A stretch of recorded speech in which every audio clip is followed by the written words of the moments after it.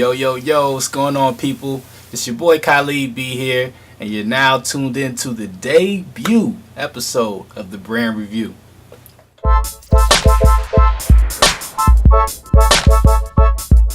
So welcome everybody. Now I know you're probably wondering, what is the Brand Review, being that this is the first episode and whatnot, and that's totally understandable, so let me fill you in. So basically here on the Brand Review, we'll be critiquing and analyzing recording artists as it pertains to their personal brand and how they're able to leverage their celebrity to create their own businesses, brand partnerships, and endorsement deals.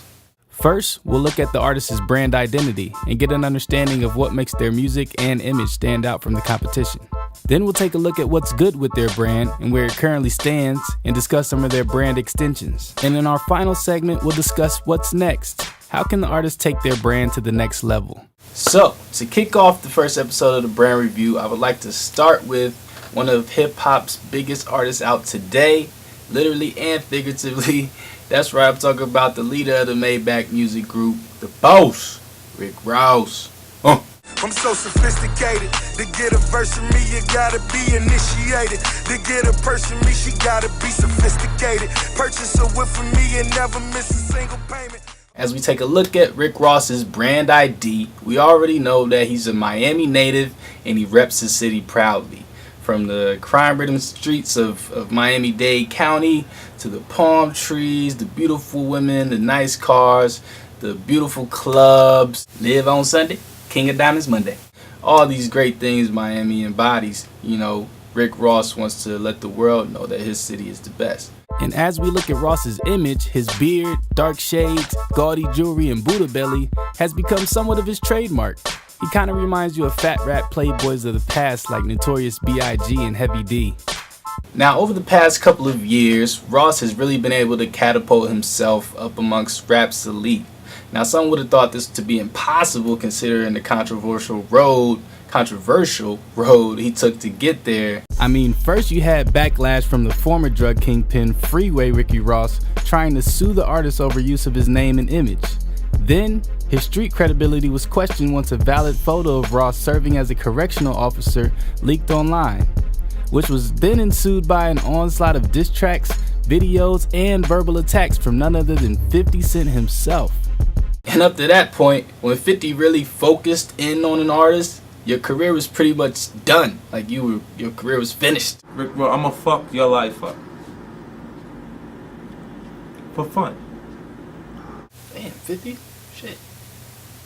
But through all of this, Ross was still able to stay afloat and stay true to his brand's vision and maintain his own personal brand.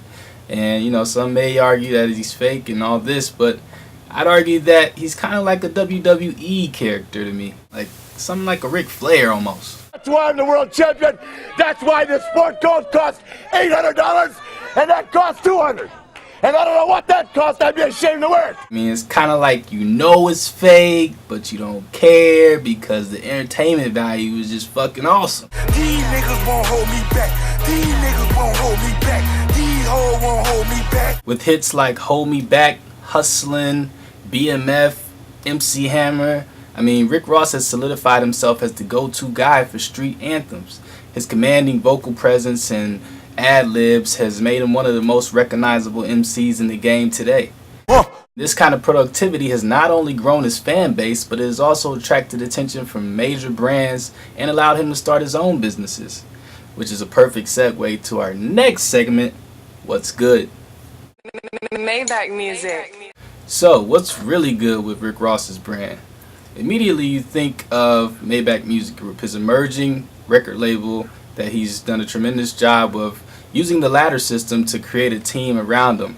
What he's done is pulled up a lot of these artists who already have established fan bases, but just gave them that little extra push, that little extra commercial value, and some major label money to get them to the next level. Artists like Meek Mills and Wale have benefited the most from this relationship. However, Ross has other artists coming down the pipeline such as Styley, Gunplay, more recently Rocky Fresh, and he even has Omarion making a little comeback. And when it comes to major brand partnerships, the first brand that I really saw reaching out to Ross and showing some love was Nike when he appeared in the Nike Boom campaign.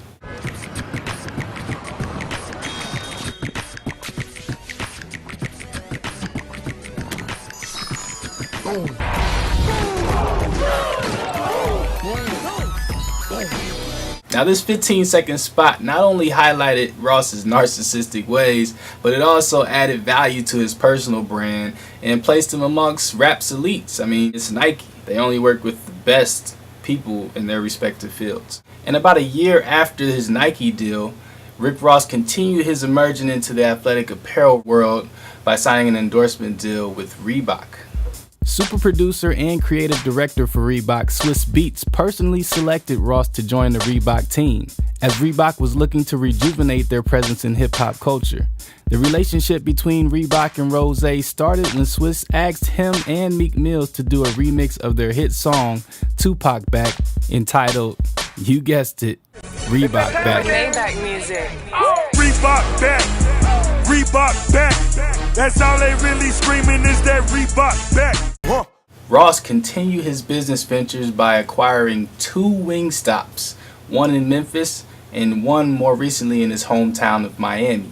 I just really love, you know what I'm saying, just being a fan of the Wings at first. And when I did the first one, I really was, not being funny, but just, just doing something. It really was a great business move every month, you know what I'm saying? And getting those pluses and them accounts. And I'm like, I'm kind of looking at it how Magic Johnson looked at Starbucks, you know what I'm saying? I'm going to go ahead on and grind up to 100 of them and do my thing. Now this proved to be another smart acquisition by Ross, as QSR Magazine ranked Wingstop as one of the top 10 franchises in the US to buy. And as an owner, Ross will receive a 5% annual royalty fee of gross sales. So, hey, that paper. And finally, you can't discredit the impact that Diddy has had on Ross's ascendance. This has been a very beneficial relationship for Ross, especially after Diddy made the bold statement comparing Rick Ross to the late Biggie Smalls. Although this statement was met with some backlash, it definitely gave Ross's brand a boost in perception. Diddy also inherently made Ross a part of his Ciroc movement, which quickly became the hood's choice of premium vodka. And Ross will also be executive producing Bad Boy signee French Montana's debut album. And more recently, Ross was exposed to an even broader audience by providing the lead single for the soundtrack to the highly controversial Tarantino movie Django, entitled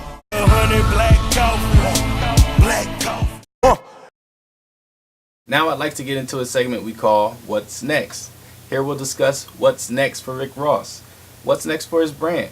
How's he going to leverage his fan base and his roster of artists to grow revenue in 2013? And to help me do this, I'm going to bring in my good friend from Cleveland. He's got his brand Never Rich popping out there, and I know he's a big supporter of Rick Ross. So please welcome my homie, Fam Famous. What's good, bro? What's going on, Khalid? How you doing? Great, man. All right, so let's get right into it. What do you think Rick Ross should do to strengthen his brand in 2013? Yeah, as long as he can be consistent with the image that he keeps putting out and, the character that he has built up and continue to play out that role, I think it'll be dope. Like I always say, like he's one of those rappers that's larger than life. He's like a movie role already being played out. Like, I feel like his last couple of albums, it's almost like the Godfather trilogy. It's so epic, and he kind of embodies that whole lifestyle that his brand, his new artists, his whole entourage. He is that boss. He is like the leader guy. So as long as he can keep that up, and things like this shooting speculation that it was staged or whatever, and like things like the correctional officer things, like those are things like if the people as one decide oh fuck Rick Ross, we can't fuck with him, that's the only thing that can bring him down. As long as he has the streets, I feel like creatively and as a businessman, Rick Ross is going to handle himself as a businessman and as a gentleman, and in the streets, his music is always going to be fire.